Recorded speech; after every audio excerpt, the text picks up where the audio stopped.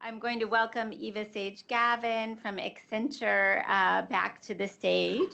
Let's see, so I'll let them take chairs so I can say, and sitting next to Eva is, towards me, is Shweta Srivastava, Director of 21st Century Employability at Microsoft. Next to Shweta is Chris Trout, Vice President of Learning and Development, the Walt Disney Company. And next to Chris is Vantan Quinlan, CEO, Future Health, and delighted to welcome Matt Heimer from Fortune to moderate today's discussion. So Matt, let me turn it over to you. Thank you. Thanks so much, Maureen. Thanks everyone for being here today. This is a panel about trends in upskilling at large employers, and this is a topic that evokes a lot of passion and excitement at my not so large employer, which is Fortune magazine. We're a business journalism organization, and we have made our mission statement revolve around making business better. And we really focus on the double meaning in that better. We want to help businesses be more efficient, but we also want to help them serve a greater ethical and social good. And the reason that we're passionate about upskilling and write about it with increasing regularity is that it really fulfills both of those duties. You know, obviously it is to offer upskilling opportunities and education is an act of enlightened self-interest by any employer. It's going to help them be more nimble, more competitive, more adaptable in a very fast-changing, very technology-driven landscape. But at the same time, it's an opportunity to provide a real social good by extending greater opportunities for economic mobility, especially to those who are relatively low on the earnings ladder, but have the capacity to become higher earners and to have greater economic security. One of the panelists, when we were speaking down in the lunchroom earlier, said to me, it's ridiculous to characterize anybody as unskilled. It's really a matter of just bringing out and introducing skills that someone may not have yet. And that's really where this panel's focused. And best of all, the idea of upskilling, as I think everyone in this room knows, is adaptable and dynamic, and something that really any organization can shape to its own needs and the needs of its workforce.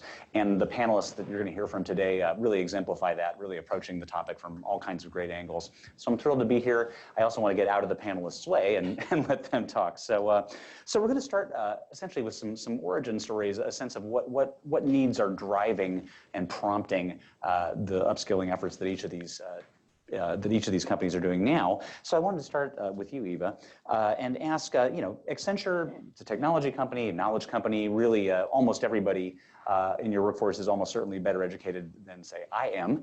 But obviously there is an upskilling need. And so the question, what really motivates Accenture to invest in more education? Well, like many of my colleagues, some of whom I've had the honor to serve at Disney, the idea of what is our ultimate service? It's to our clients. And if you think about staying ahead of your clients, they're expecting the best from us. So in 2014, we looked at that. We looked at a workforce and said, we need to be looking at all the new technology and then giving access to opportunity. The short story on that is 350,000 people have now gone through a learning pathway. We have curated it with some of the best leaders in the world, and this idea of learning boards. So this theme that we've been talking about from Ellie, and I was sharing, I was the head of HR for Gap Inc. I also work with PepsiCo with 3,500 Taco Bell franchises. No matter who you are or where you start, and your humility about your own background, you can aspire. And so what we tried to do was take that aspiration from whatever your starting point is, and then open up the chance to be the best you can be. Using technology for access, for virtuality, anywhere, anytime, in bite-sized pieces. But the other aspect of it is, how do you become visible with the new skills you have? So Ellie, I so enjoyed your comments, and my colleagues have so much. It's not just having them, it's then getting the access to the opportunity and using technology so that you can now go to that job at Disney or at Microsoft for Turo. And we've put 350,000 people in that position. And over 4 million instances of learning experiences. 4 million. And do those numbers include clients of Accenture's as well as Accenture's internal folks? I mean, these are platforms you're sometimes extending to companies with which you're working. Well, the 350,000 that I mentioned are our workforce of 500,000, but it's a really great point you're making. Again, I want to cede the time to my colleagues, but we are here today, many of us, to share our best practices.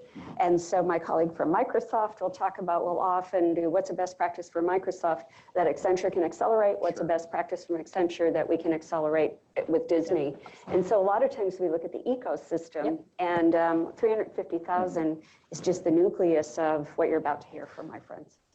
Well, I'm glad you teed that up with the with the ecosystem, because Shweta, your own work, as you were describing it, to me, really involves a kind of upskilling as a concept you're extending externally rather than internally. Can you tell me a little bit more about what Microsoft is doing on this front? I'm so glad you said ecosystem, because that's how we're looking at it too. So Microsoft, we have a unique challenge because Microsoft is driving digital transformation for companies, cities, governments, and especially through our cloud environment, Azure.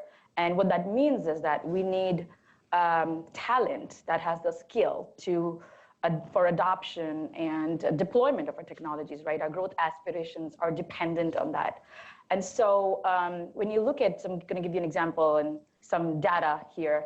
Cloud environment driving digital transformation is one of our solution areas. Only 16% of the organizations have the skill and processes required for implementing cloud environment. World Economic Forum, 60% of the companies report that skill gaps in their local labor market prevent them from implementing their desired technologies. Then at the same time, another figure from PwC says 70% of failed digital transformations are because of lack of user adoption and change in behavior. So it's like coming full circle, right? If there's lack of skill and talent, it impacts user adoption, which leads to failed or unsuccessful digital transformation efforts. And for a company like Microsoft, you can't just offer these skills and do all the work for your clients. That can't scale. That we can't create grow technology, and then people have to deploy it. And so when we talk to our customers and partners, they're already feeling that crunch. Maybe not so much at Microsoft company yet, but our customers and partners are already not finding the talent. And so where will this talent come from, right? And so if you look at academic institutions, another figure from US Department of Labor, US universities are expected to produce only about 29% of the required grads for computer specialist positions. And so another issue in tech is that women are hugely underrepresented. So only 18% are, make up this graduate number. We're talking about like 14 million positions. So we're talking about huge numbers globally, right? And where are these people? And so that really forces us to think about skilling in a very different way, go beyond our employees. So our focus is like the following buckets. One is, how do we support our customers and partners to build that skill in their company to promote user adoption? So internally, we have teams that work with our customers to create their skill plans. We have trainers who then train them. We offer other things like, free certification, subsidies, like whatever support and infrastructure we can give them to help them with the skill plans.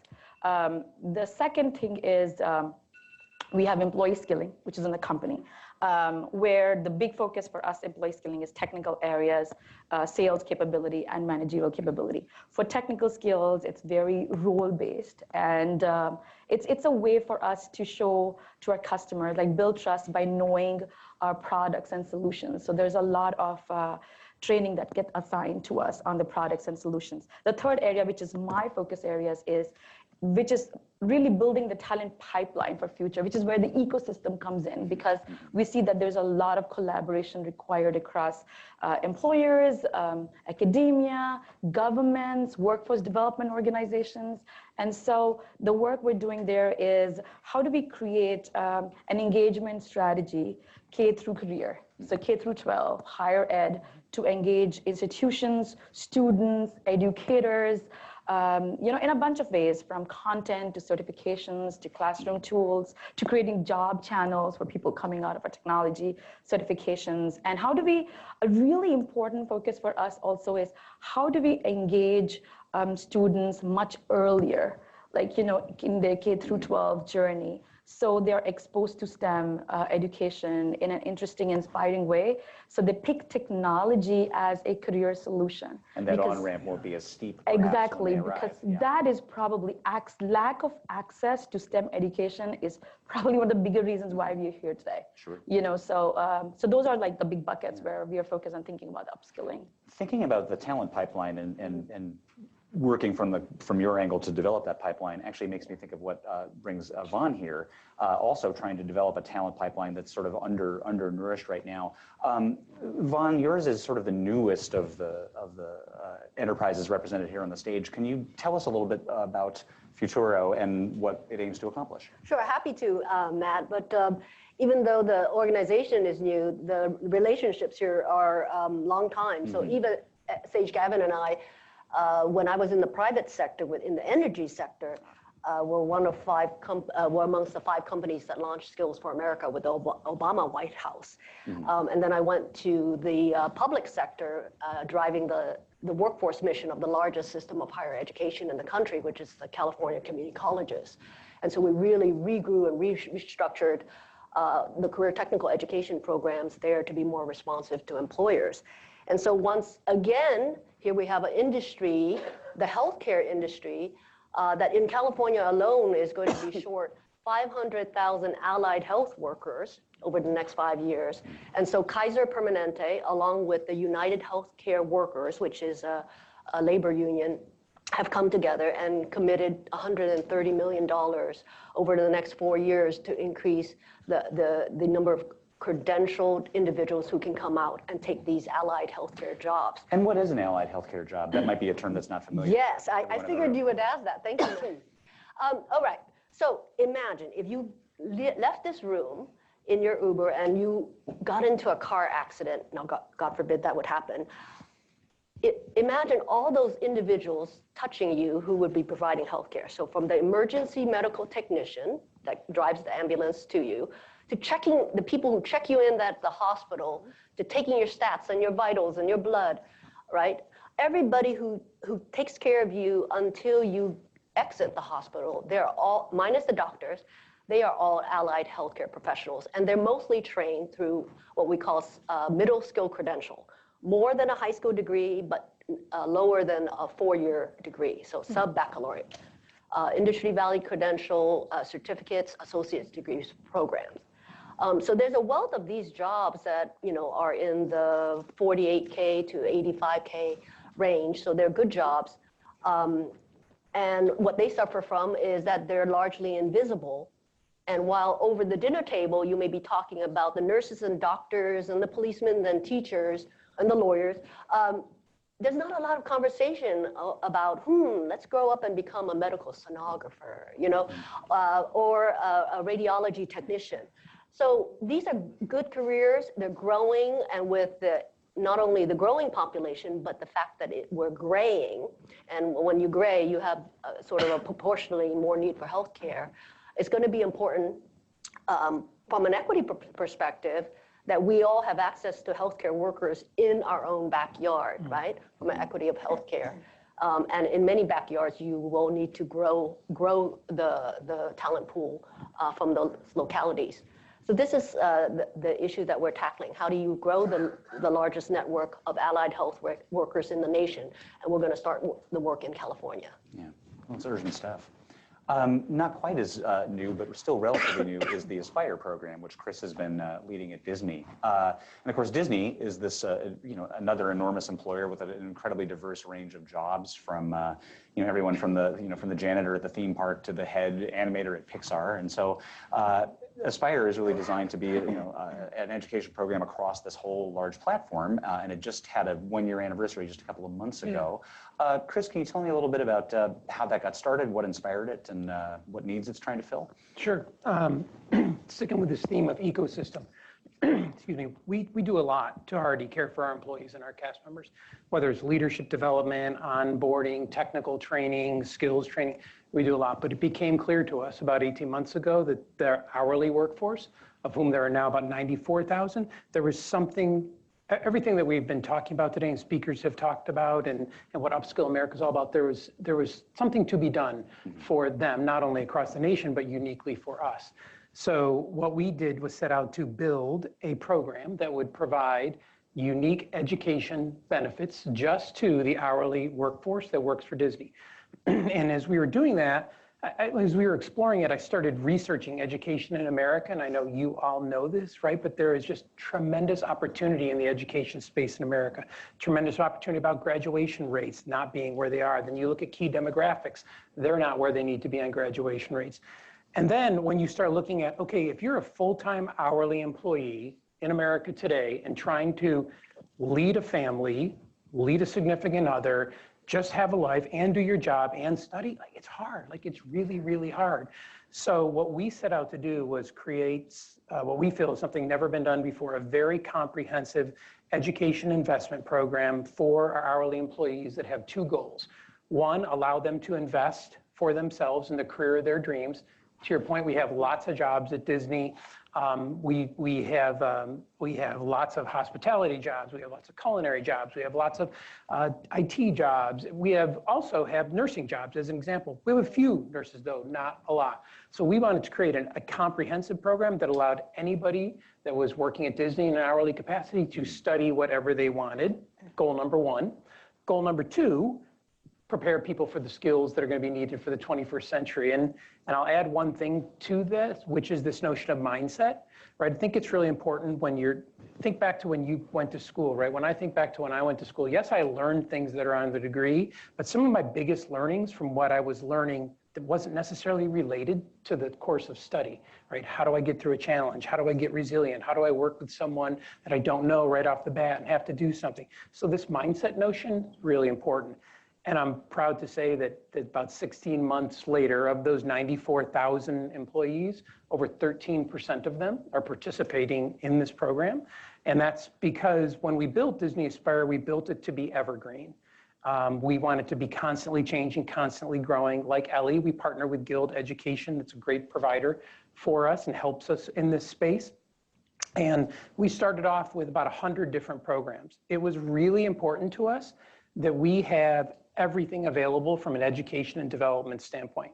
What do I mean by that? Well, some people want to complete high school, not get a GED, but actually complete high school and feel the success of what it means to complete high school. Other folks just want to get better in the trades. Other folks just want to prepare for college. Maybe they're not ready for college, right? And then bachelor's degrees and master's degrees. We wanted all of that.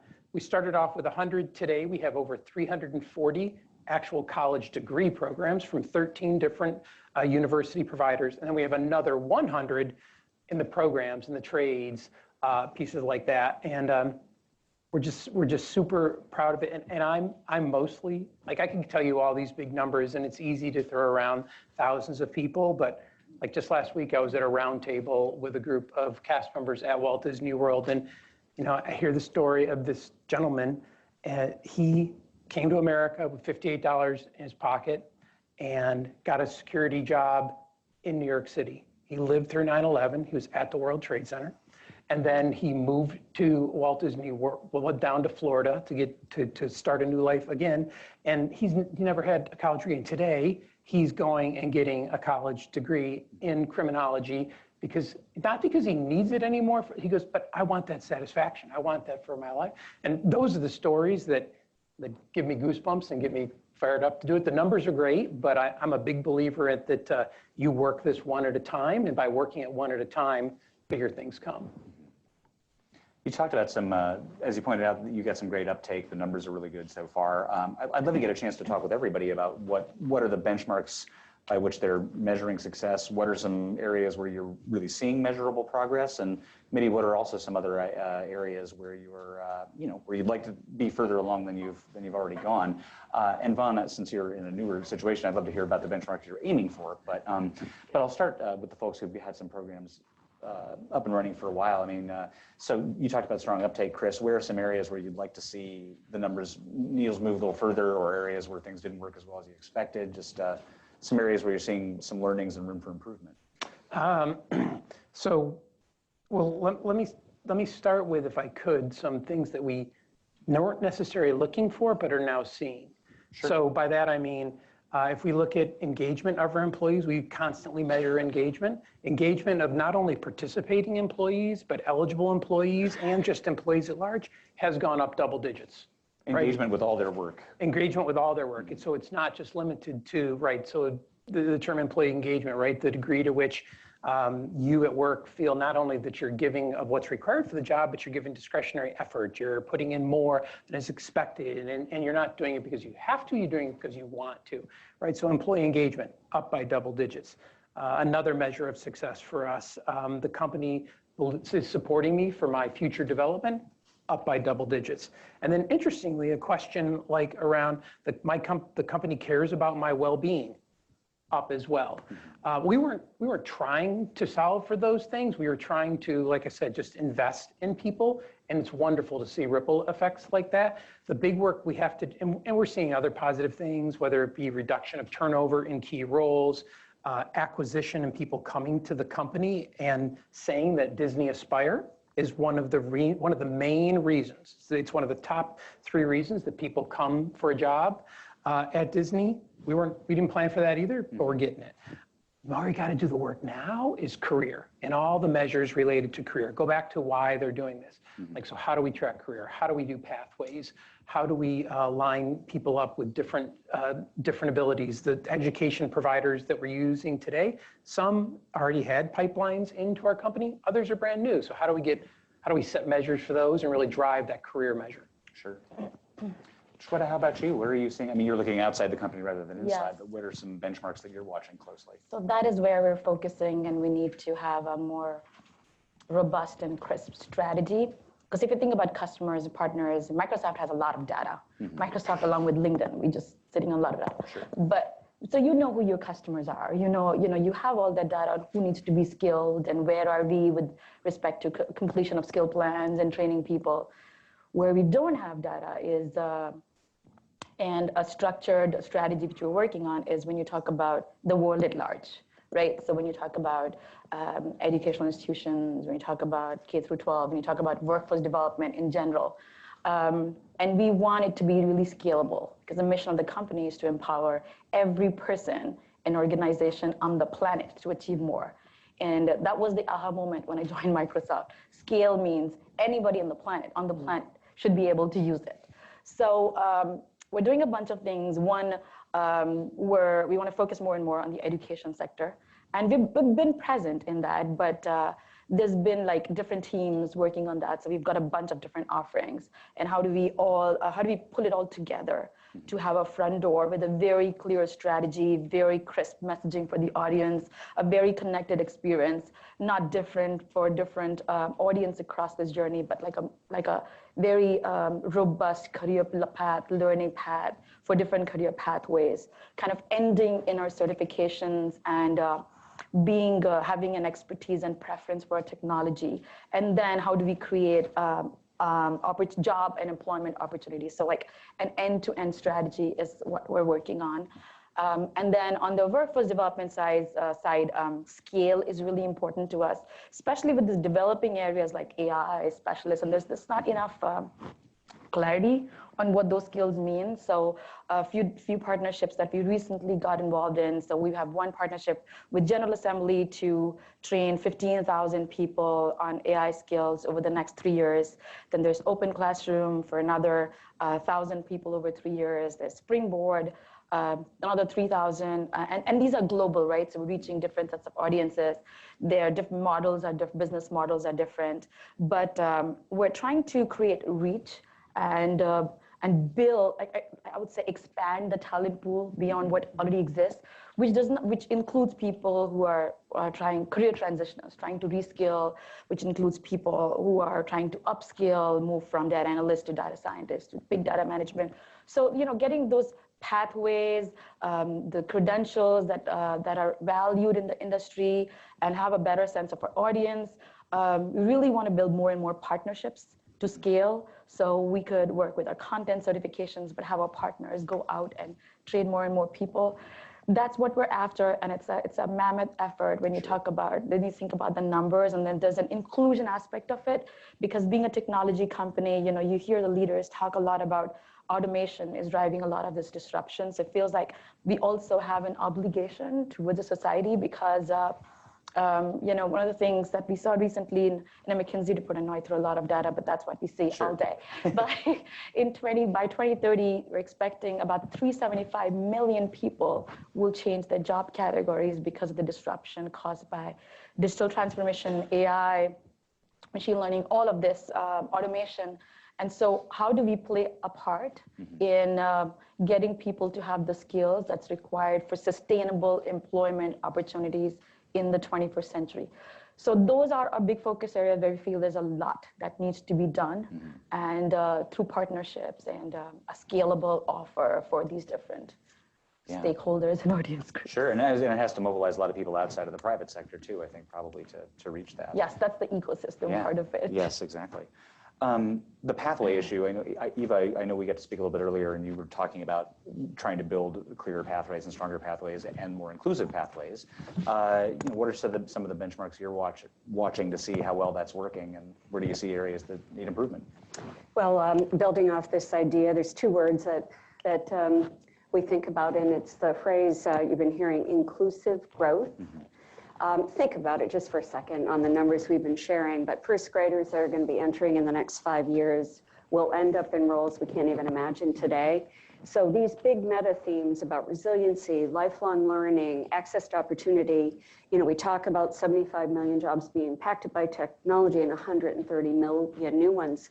What are those talent pools that might be under-accessed?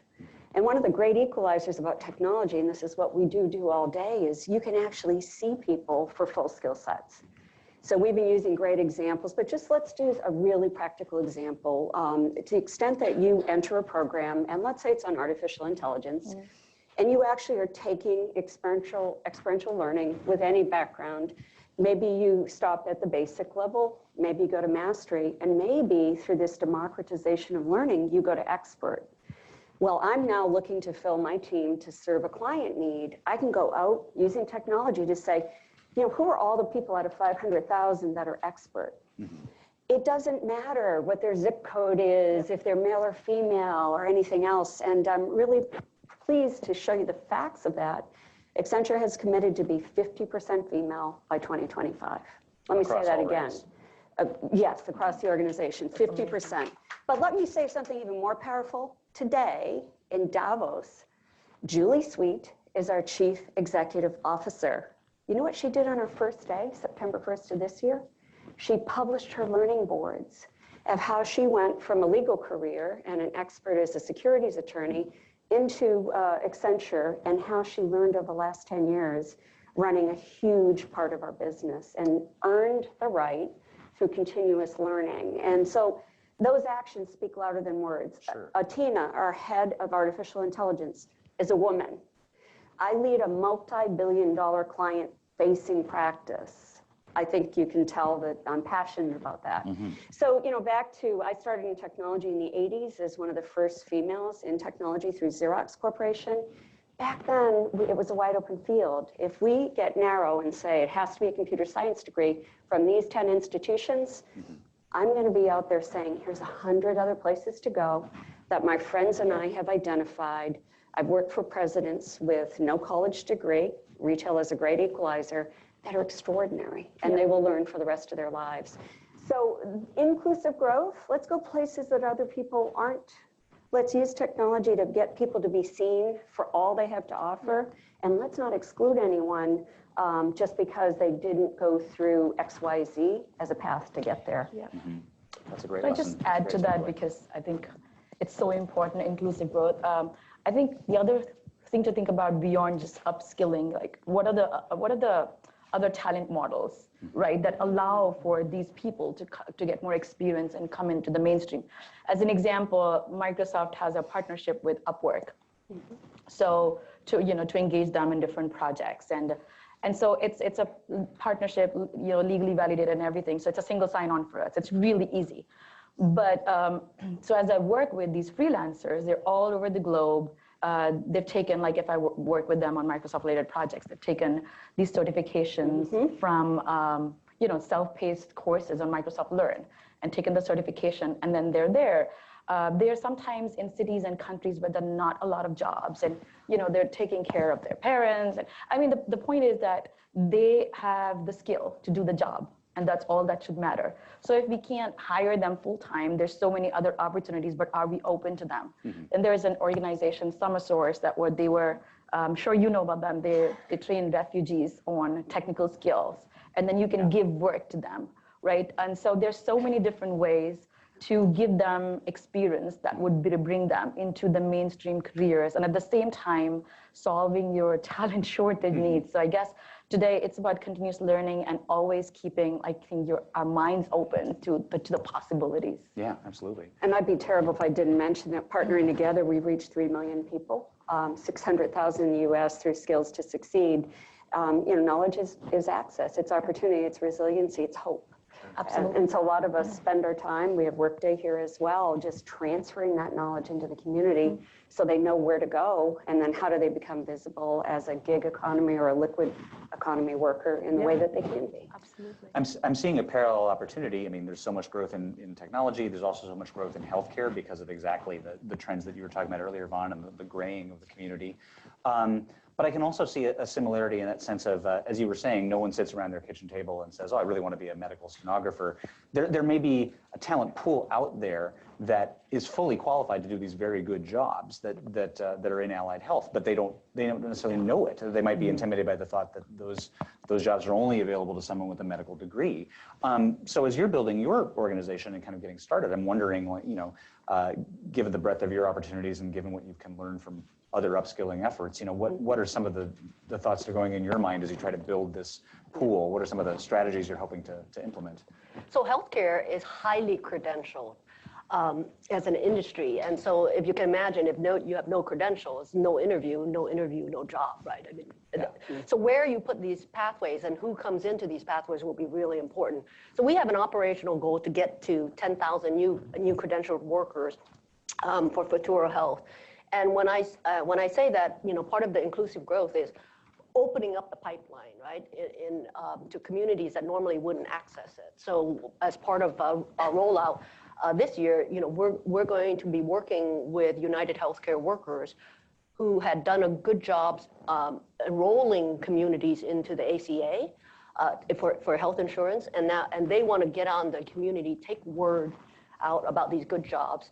And especially we want to find about 1,500 individuals who are Spanish speakers, because again, health workers ought to be reflective of the communities they serve, and 28% of California is Spanish speaking, right? So how do we get into the community, transition folks who are, maybe are Spanish native, but need a little bit more work on the English part in order to have them eligible to get onto these pathways. And then of course, mirror a lot of the experience that Walmart laid out in their program, and with a particular emphasis on not only getting the credential for the technical skills, but also in healthcare, the soft skills, the employability skills are particularly important. So working on those two sets of skills before they land and transition them into employment. And then I think one of the concerns that we should work on collectively is an issue that was recognized by the Future Work Commission in California that the governor, Newsom, is sponsoring, is that as a country, we've been creating a lot of jobs, but we're beginning to create a lot of asset-poor jobs, which means the jobs don't come with health benefits, they don't come with insurance. As compared to my father-in-law who worked with Boeing for 35 years, Boeing gave him education and training, they gave him, they rotated him around, they did he had insurance, he had all those assets accompanying employment. We're creating a lot of work that is asset poor. And so collectively, we have to figure out what are the structures that can provide people with asset that is decoupled from employment, because I think our economy is transitioning to where you're with long time, right? With an employer to average tenure now is 4.5 years. So how do you get asset if you're not staying with the employer that long? So by assets, we're talking healthcare, we're talking retirement plans, we're talking the training, all of these, Yes. we call them, for a long time they were called fringe benefits. It's hard to imagine them being fringe anymore, right? Right, So, right. and what are some of who are some of the partners for Futura who can be, who are helping provide this whole range of services? I mean, are the community colleges involved? Are there, who are some of the other stakeholders? Yeah, so in terms of, we're working with accredited education institutions like Western Governors University, the community colleges, and providers like Voxy, who specializes in sort of the English to the Spanish transition. And then we're also pairing that with the student success, and then pairing that with the United Healthcare Worker members who work in these occupations all across California, so they can better represent and coach and mentor on the career awareness, but also the soft skills. So you almost have to put together all of those services and touch points in order to take a worker or an individual through a successful journey. Mm-hmm. I want to throw a question open to the whole group, and I'm hoping we can crosstalk too, which is basically, we've been talking about past and present, but I want to look ahead a little bit. What are your next most urgent tasks, both within your industries and within your own companies and programs? What are the benchmarks or the accomplishments you're eager to nail down in the next 12 months that'll help you hit your goals for the next 10 years? Anyone's welcome to jump in on that totally not challenging question. I'll start by talking about barriers for a second, because what you're making me think of is like when we were developing Disney Aspire, like a barrier to education is obviously the cost of education. So it was really important to us that no cost comes out of pocket for any of our employees. We pay 100% of the tuition, we pay all required books and fees. That was really important. But that then leads you to another barrier. Mm-hmm. So right now, if you think about career paths, and you think about how do you tell the story of career paths for these employees that are experiencing this so that they can see it's one, not a check the box, like I must do this to get that. And on the flip side, to get leaders to see, look at the skills that these people are gaining. And so how do you tell that story? And so we've worked really hard to tell the stories of pulling leaders in and having them tell their career stories so that everybody can see, look, it's not just how I thought it was. She did this, he did that. So that's a barrier.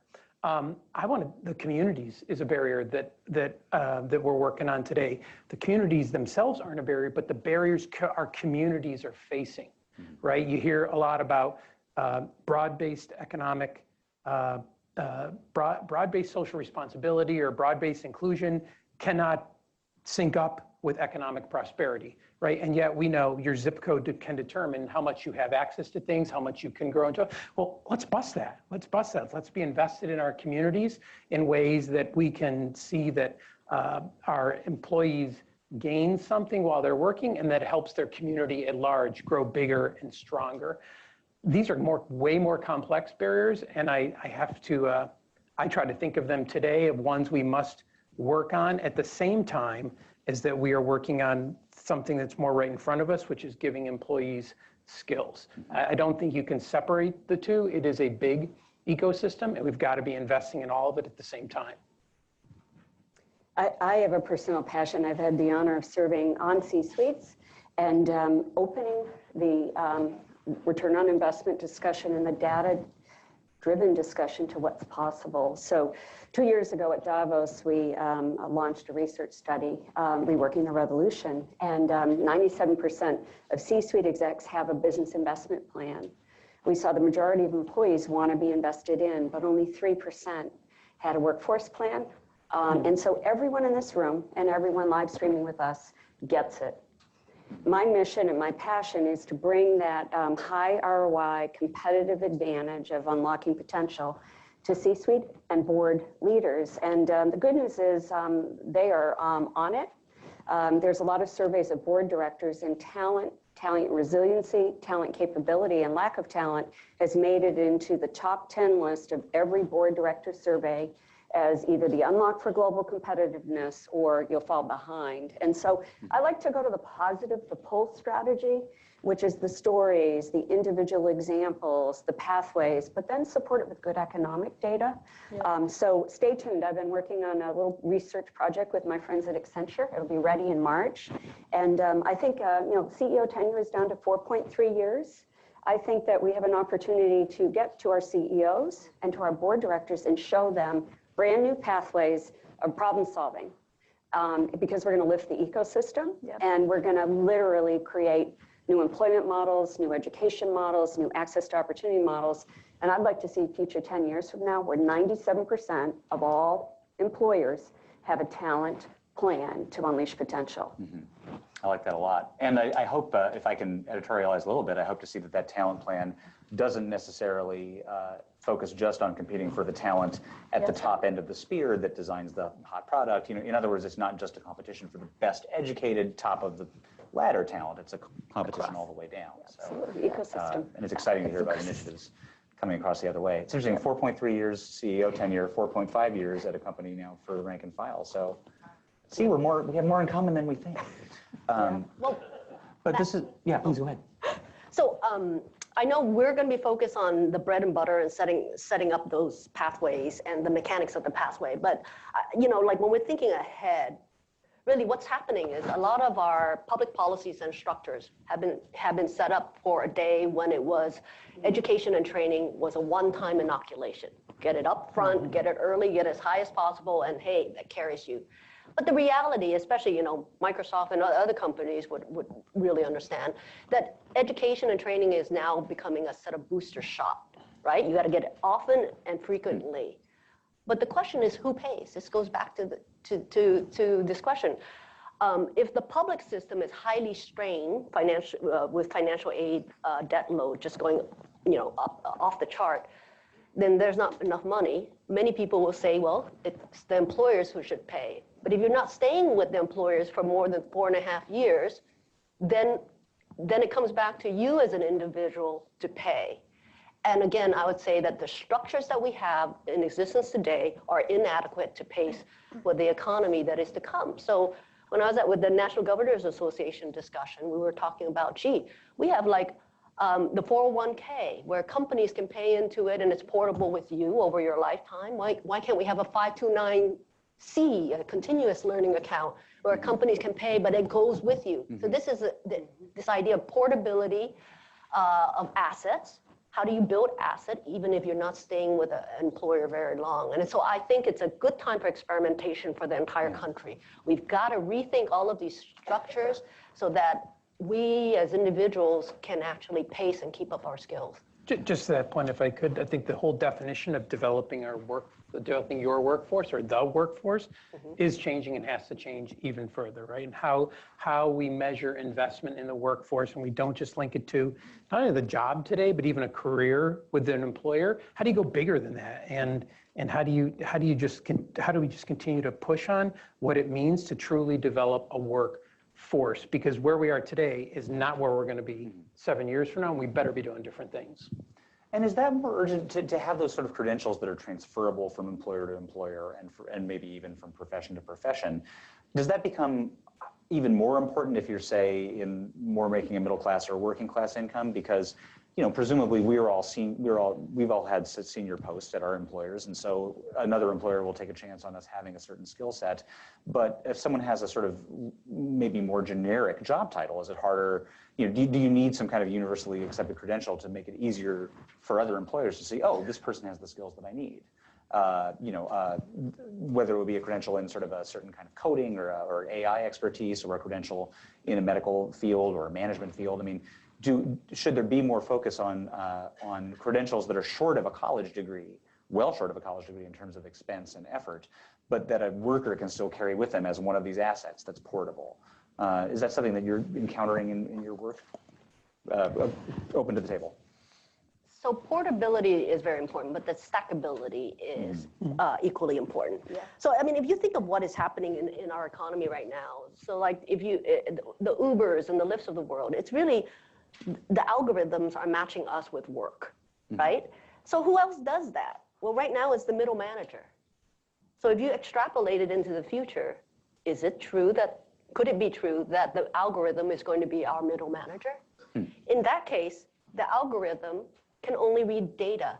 And so if you cannot convert your information, my education, my credentials, my experience, my influence, my network into data, then I can't get matched with work, right? So I think what we have to do is set up for that world that is to come where we can represent all of our learning profile in this way so that we are well positioned, including diverse communities, for this matching of work and workers that may happen.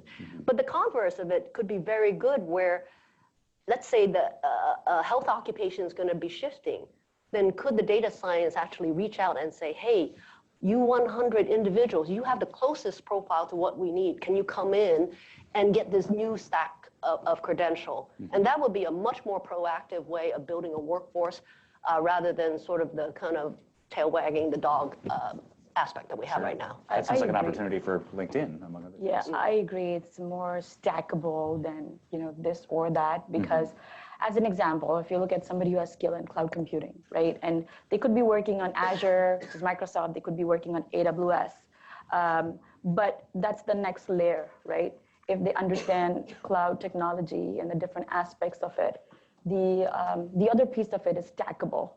But the first piece of it is portable, right? So we talk about the same thing when you talk about data scientists or AI specialists.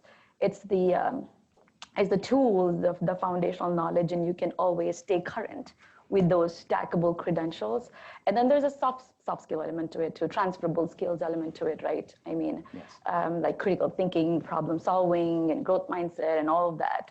I don't think it's, I mean, there's some credentials because of the brand name that are more recognized than the others, but I think there's room for everyone, given the number of people who need to be trained. In fact, that is the reason why we've been rethinking what higher ed means. Today, an average higher ed individual student age is 30 years. Because we're talking about, are we traditional degrees, but they're like 2-year degrees? Do we have the time to, and the room for that many people to come out every year? And then we have coding camps, we have Coursera, Udacity, we have Microsoft and AWS having self-paced programs and certifications. There are just so many options. So I think it boils down to the certification plus the demonstrable experiences that you can go to the employer with.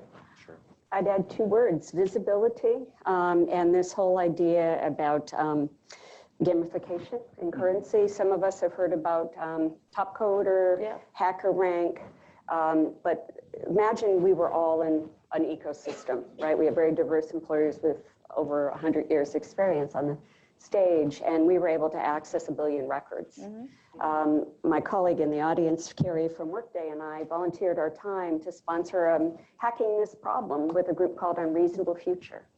And so some of the data scientists who are working across industry are saying, none of us were born to do this job. 25 years ago for you, more than that for me. We learned along the way how to do it. So this idea of we're actually taking these 1 billion records, and one of the groups we're working with, and saying, so what would someone have to do to deconstruct Vaughn's learning path?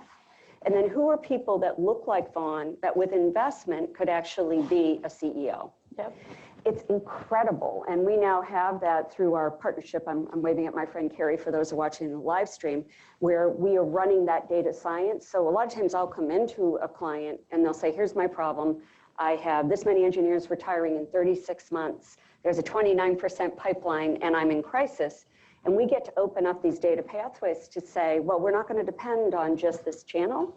We're going to bring all our partners in. We're going to use technology to find 100 new options. By the way, they happen to be inclusive options. And they may be, looking at what we call logical skill adjacencies with an investment. So one of the big things we're seeing happen is people investing for potential, not just investing for that technical one thing you did, because sometimes as recruiters, what we thought we hired for in a store leader wasn't what we got. We're using artificial intelligence now to actually go experience in virtual reality and augmented reality. How do you lead a team? What are your scores? What's your digital footprint of your skills base? And can I put that on blockchain so I now can carry those assets for the rest of my life? And if I don't ace the test, maybe I get another try. Keep trying. Or, you know, maybe we say, you know, we were talking about maybe you go to this learning pathway. We'd love to have you reapply or look at it again. Or maybe, you know what, you're actually better suited for this job. Let's send you over there. And you, what we call it undiscovered talent pools. I didn't know I was qualified to be a coder or a medical stenographer because my artificial intelligence flags send me there. It's so exciting. That's great. Just two things on this point.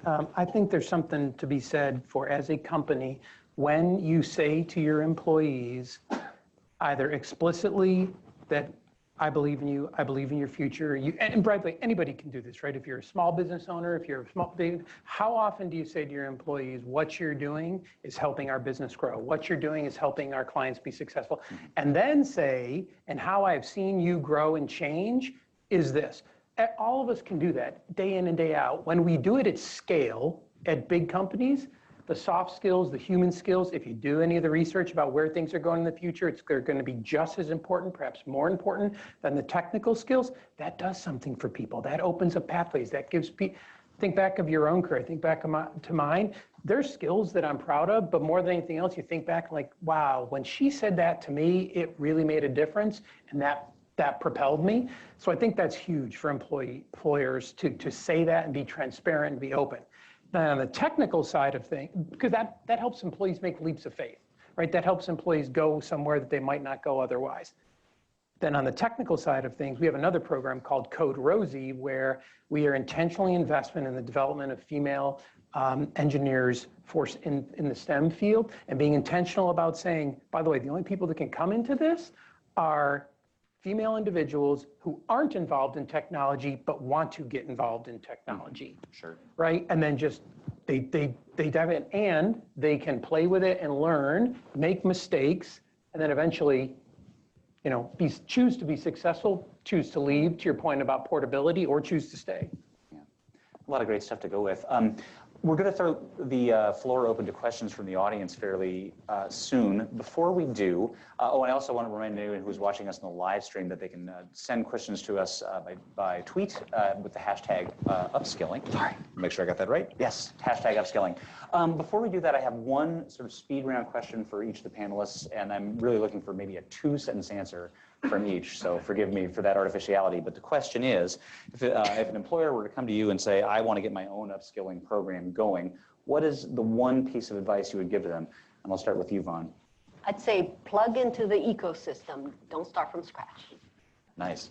Make it a personal mission. Very nice. I would say make it very transparent, share information on what jobs are important, what's the career path and prospects. Great. Discover your own existing workplace, believe in them, and invite them to be the best they can be. Thank you very much, and thank you all so much for such great insights throughout. Now is the time for group Q&A. So if you raise your hand, someone will bring a microphone to you so you can pose a question. I got a question right here in the front. If you don't mind just waiting a second, they'll bring you a microphone.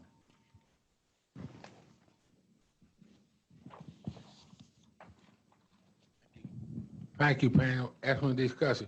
My question is, when it comes to talent management, do you businesses deal with things such as has an organized employee collaborate, demand planning, communicate with content requirement, and other things? And how do you all deal with the fourth generation technology? I want to make sure I'm understanding your question correctly, that you want to have a better sense of what the content requirements are for a job applicant? Like managers such as obviously employee collaborative, demand planning, communicate content critical requirement, analyze time, build time flows, and others. And how do you all deal with fourth generation technology? Demand planning. Demand planning. Demand planning. Okay, thank you very much. And fourth gen technology? Yeah. So So I think this is related to what I was sharing as an advice. One of the examples that I've read about, which I really like from that perspective, was AT&T, where they launched their multi-year billion-dollar upskilling program, and which was very transparent because they first assessed the skill of the current employees because of significant shift in their business model. And then they realized that there were about 100,000 employees, just half of their workforce, which was at risk of having obsolete skills or not being able to contribute with the right skills. And so one thing they did was something called career intelligence. I'm just trying to recall the details. Their portal gave very clear information on which jobs are likely to shrink, which jobs are likely to grow, what are the training paths, what kind of earning potential you have with these. So the key was they were very, very transparent, and then aligning it with the, the learning paths. But I think what can be added to that is things like, if you can show some videos and what these jobs are like, because I think it's really important to create that pull for the employees. You cannot force people to go and get trained, but it's this intrinsic motivation. So I think that really helped gauge the interest because people were applying for those learning paths, and they have like a multi-year strategy to train about 100,000 people over 3 to 5 years. It was a very dedicated strategy, starting from creating awareness to a training plan to assessment of where we are on this strategy with number of people enrolling for each of these programs. Yeah, and they're well into it now at AT&T, I believe. Yeah. A question in here with the turtleneck, close to the aisle, actually. And I'll come back to you in a second.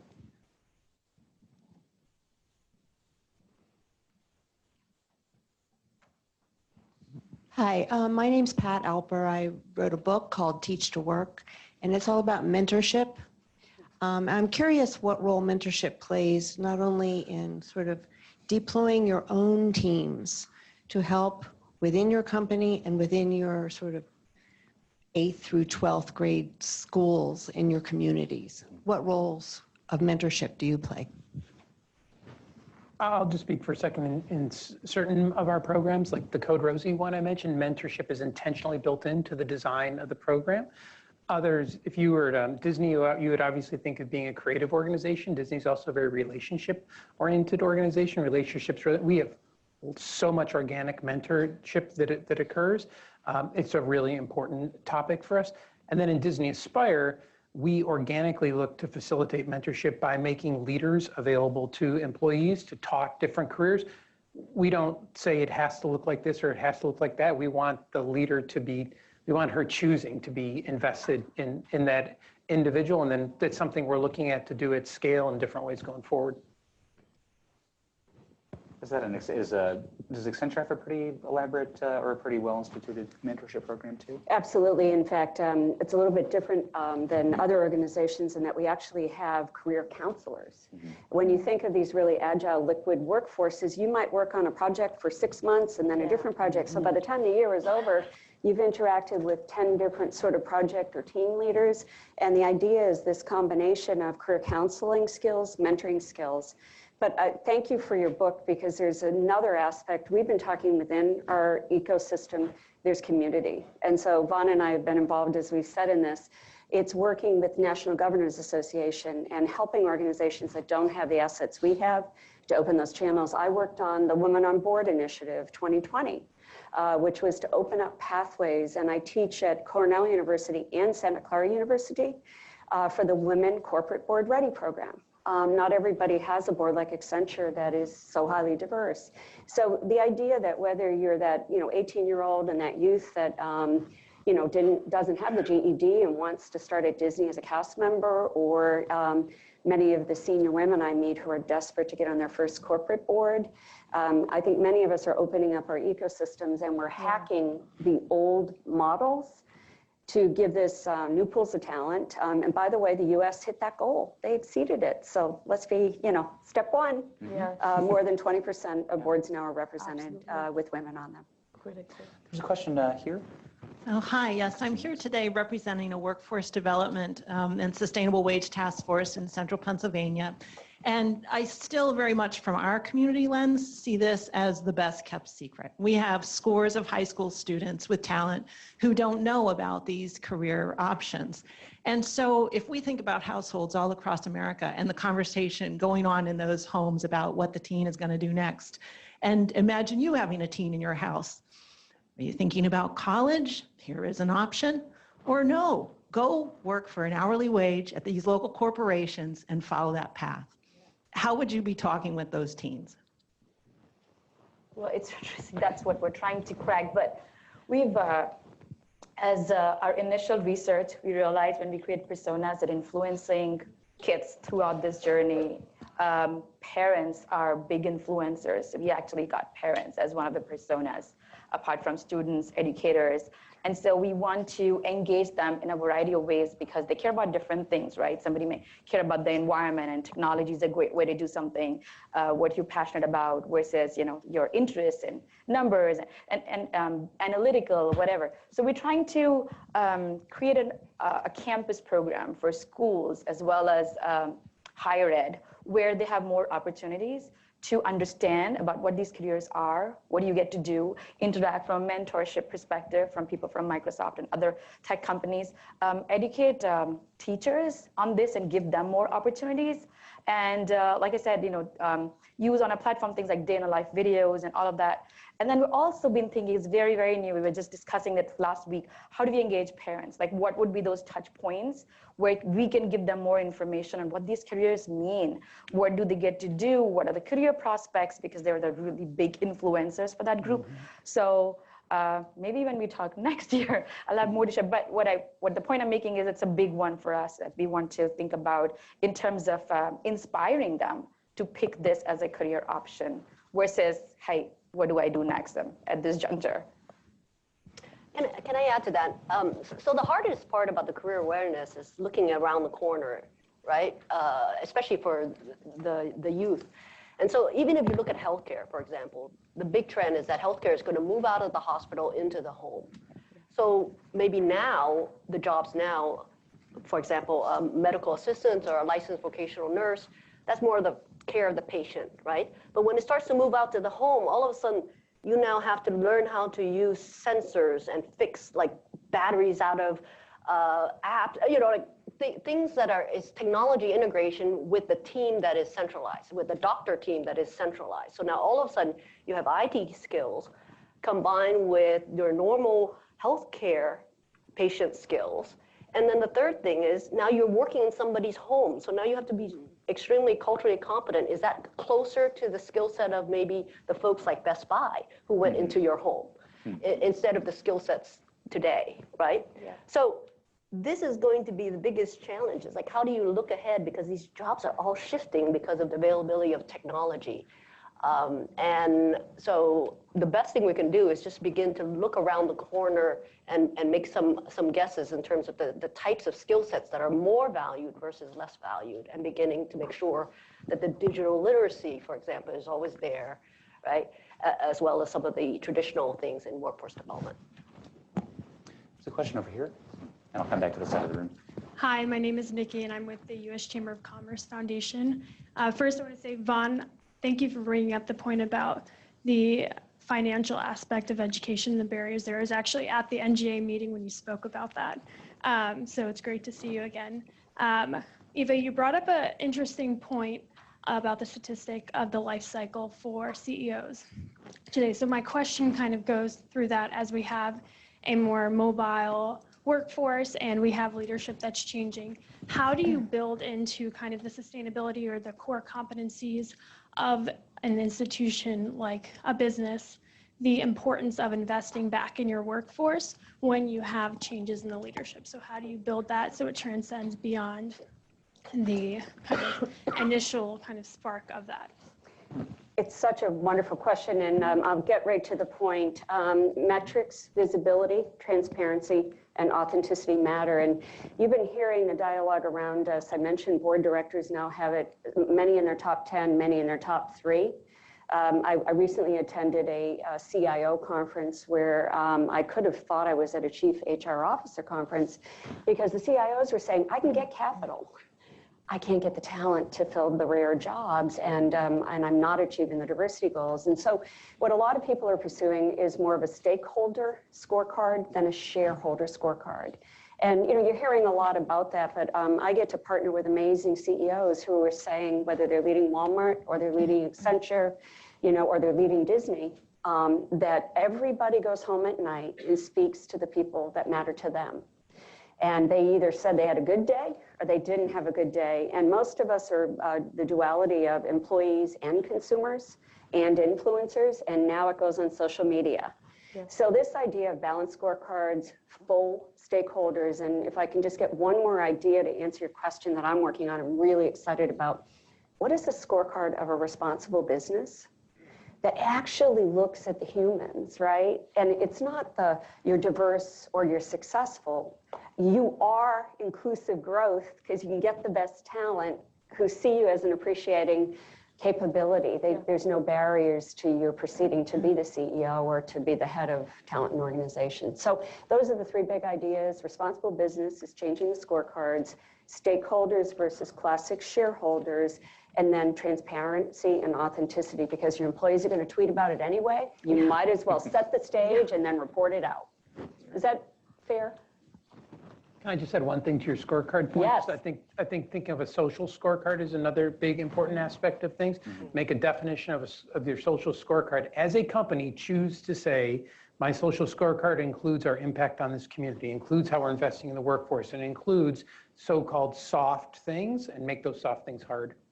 Glassdoor, Fishbowl, those are now being factored in a lot of CEO succession that were never included before, and they're getting a lot of attention. A couple questions on this. Yeah, hi, Kat Ward from JFF.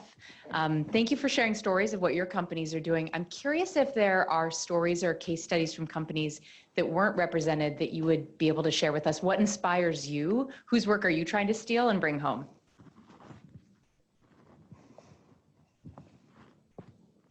I can offer 35, but I don't want to dominate. This is what we do for a living. So I would just say, we've mentioned some of our stories, but some of the ones that don't get the high visibility because they're not Fortune 100, we've looked at Schlumberger, we've looked at Hitachi, we've looked at companies that have built in, Hitachi has a happiness index. There's so many new scorecards of best practices, of increased productivity, higher engagement. Some of one of the examples we had this morning is weekly questions that employees ask are asked about the like and loathe is one of our favorite. Do more of this, do less of that, and helping the leaders' mentorship and social skills to be a better leader, to create raving fans and followership. Those are some of the things, but in all seriousness, this is what we try to do, and that's why, our association with Aspen, we haven't mentioned this, but Jamie and Maureen take anything we give them and they megaphone it out. The Upskill playbook that was produced years ago and funded by Walmart is just one small example. I don't want to put anyone on the spot, but you have 5 years of collected case studies I think we could share with those who want to learn these new ways. Is that fair, Maureen? I don't want to put you and Jamie on the spot. But... Oh, fantastic. I had a question way in the back, and then I'm going to come back over to the front. Thank you. Meg O'Grady, Crosby Marketing Communications. Back in 2011, I actually led a team that built the Military Spouse Employment Partnership, of which Disney, Accenture, and Microsoft are part of, and Walmart was actually a founding member. So clearly you have a lot of the right people in the room. This is a population that is what we call in permanent recession, which is always between 20 and 25% unemployment, and yet they have $4,000 for each member to use for certificates or an associate's degree. The largest community of active duty service members are in California at 153,000. And so my question one is, are you working with the program or that population, because it is a really wonderful population that has central communication and a lot of resources that you could use to innovate? And the second thing is there any legislative work that's been done on that 529C type employer match? Thank you. We do we do a lot of work in the veteran space at Disney, not only from just an inclusive standpoint, but from a career pathing standpoint. And it's a big intentional focus of ours to get both veterans and families of veterans to think about incredible career paths. And many of them come into us in different ways. A lot come in security, but a lot come into other roles and want to have a second career in something that they didn't have before, whether it be in Florida or in California. So a lot of intentional effort in that space for us. Yes, I'm aware of that effort that happens in Microsoft too, but it's just a different team, so I can't speak for them. But I do know that there is a lot of effort using our certifications and content to upskill and reskill veterans, returning moms. They've identified certain segments that they work with, and that is their focus, including getting grants and a lot of other things that they're doing. So yes. And on the 529C, I'm looking at Chamber of Commerce. I'm hoping someone will pick up on the idea and prototype it. Yes. A question here in the front. Hello, my name is James Jean-Claude. I'm the CEO of the Binary Bootcamp, which is a tech training academy. And my question is for, I hope I pronounced her name correctly, Shweta. Yes. You mentioned that Microsoft is focusing very strongly on Azure. And I am always interested in emerging technologies. I'm also the DC ambassador for Hashgraph, which is the evolution of blockchain technology. But I've read in some articles that Microsoft was also starting to emphasize Rust. And I was thinking about maybe offering Rust as part of our curriculum. But then I've started reading articles that Microsoft has a Project Verona where they're going to kind of tweak with Rust and make your own custom version of Rust. And so I wanted to know if that's accurate, and if so, should we hold off on developing a Rust curriculum or wait till you finish Project Verona? So we're focusing on Azure because Azure is our cloud environment, and most of our trainings and content is focused now on Microsoft technology. I do not have the information, unfortunately, to answer your question, but we can connect offline and I'll be able to connect you with the right team, because that's the advantage of working with such a large organization. They're different teams working on each of these things, so happy to connect with you offline. Thank you. Yeah. Question here. Hi, I'm Rachel Caprillion. I currently work with McDonald's Corporation, and I'm lucky to be here with Lisa Schumacher, who runs our Archways to Opportunity program, which has tens of thousands of people who participated in it. And our students are rather all over the map with the kind of education that they seek. So this is Ellie referenced the Walmart cohorts of people working together in certain skill sets. You ran a number of hugest community college network. What is the best way to acquire these skills, particularly in the era of all this online education? And as you also referenced, students that are working full-time, that are parents and that only have so much time, and how do they even fit that into their schedules? So you talking about skills in general, or are there specific skills, or is your question more curriculum design? Curriculum design, how they acquire them and how they can go to the next level with all these different methods and programs. So the question is focusing on curriculum design. Thank you. And I think, sorry, just because you didn't have the mic. So and I think one real common theme is that the flexibility to meet the workers where they are is that seems to be something across the board that you're each drilling in your own way. I'll just say this to us: convenience was a major important factor from a research standpoint of working adults and how did they get access to education. So all the advances in online we knew from the beginning was going to be really important to us. What we've added to that from a social aspect of how do we connect people together. So the general manager at the Contemporary Resort in Orlando, that's the one the monorail goes through, just to give you a picture, she created a study hall. And she took a space and she created a complete study hall for people to come together. So cast members, employees come in, they're studying online, but whether they have the chance, it's not about like we're in the same course. It's just about we're both going through something together, and that has powerful leaps.